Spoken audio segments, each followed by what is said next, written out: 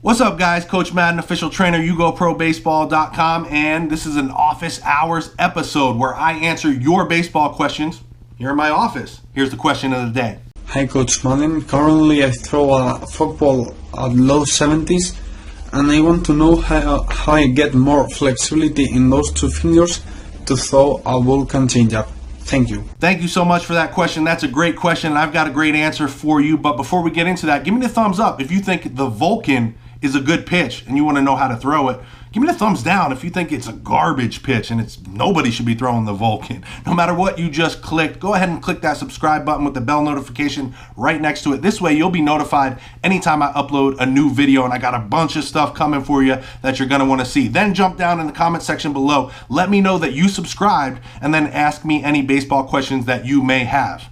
First of all, let's get the elephant out of the room. Your hair is amazing. You got some flow going on, man. I bet all of the baseball players trying to grow their hair out are jealous right now. Jump in the comment section below. Let us know what kind of shampoo and conditioner you use, because that is amazing. Now, you want to throw the Vulcan, but you feel like you don't have enough flexibility in your fingers. And that's all right. You said you throw the forkball about low 70s, I believe you said, and that's great. The forkball is a great pitch, and I used to throw the forkball. In fact, I have an advanced forkball and splitter program, so if you guys are trying to learn how to throw the forkball or splitter, check that out. But one thing that differs from the forkball and the Vulcan, the Vulcan's a very similar pitch to the splitter and the forkball, but the difference for me at least is I'm not going as deep. So on the forkball, I'm really, really deep on that ball, okay? You can see right here, I've got like half of the ball tucked in my fingers. On the Vulcan, I'm not going that deep, so I don't have to be as flexible. I'm just splitting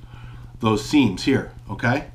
So it's not as tough to get as deep. At least that's the way I threw the Vulcan when I threw it. I threw the Vulcan for 1 year when I was with the Padres, and it was a good pitch for me because my changeup was garbage and the Vulcan became a good pitch. And I actually went from the Vulcan to the forkball, so I switched it up and ended up sticking with the forkball, but it was a good pitch. So again, that's how it was. You don't have to go as deep. So if you're feeling like you're splitting your fingers too far and it's just too tough to grip, you might be gripping it too deep, okay? Just get it right here on the outside part of the horseshoe.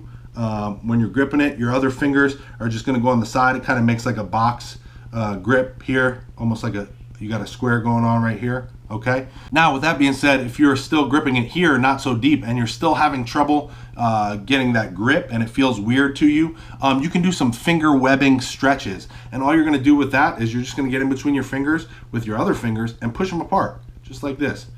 Push them apart. Hold them for a couple seconds. Push them apart. You can do this every day while you're hanging out, while you're at work, while you're at school, whatever it is. You're just here pushing your fingers apart, okay? Obviously, you want to focus on these fingers because that's where you're going to be throwing the Vulcan from, but you want to go through and do all of them, okay? So this is called finger webbing stretches. So that's all you're doing a couple times. Hold it for a couple seconds each, and that will help you loosen up in between those fingers. You could also just use the ball, okay? So just when you're walking around, whenever you can have a ball, just go ahead and throw that grip in and then walk around with it. There was a pitcher, I think it was Dwight Gooden back in the day. I think he used to throw a forkball or splitter, but I remember reading an article where he would, when he was first learning it, he would jam it down in there, tape it up, and then go to sleep like that. Now, I don't recommend that. I don't know if that's good or not, but I remember reading an article from a major league pitcher who did that before to try to spread out his fingers for the forkball. But just walking around with it, you can feel when your fingers start to get tired, so walk around with it like this, and then when your fingers start to cramp up or get tired, take it out, stretch them out, do what you got to do to loosen them up, and then maybe a few minutes later, get back in there, okay? So you could just carry a baseball around with you no matter where you go to work on your Vulcan grip. You can also start with a smaller ball. So I just got a foam ball right here, and I could use this to kind of start the process off. If the baseball is really too much and it's not feeling so great on my fingers, I could just start with a tennis ball or a foam ball like this and really jam it in there. And then as I get better with it and it feels better, then I can move to the regular baseball. I really hope some of those tips help answer your question and that you figure it out and you get those fingers stretched out. But if you guys want to jump in the 100,000 subscriber giveaway contest, we're still not to 100 subscribers yet. 100,000 subscribers. We're at 80 something now. So if you want to get in here before we get to 100,000 subscribers, there's two ways to do that. One is to send me a video question just like this young man did. Ask me any of your baseball questions, and if I use it in a video answering it office hour style, your name's going to go in here and you're going to get your chance to win.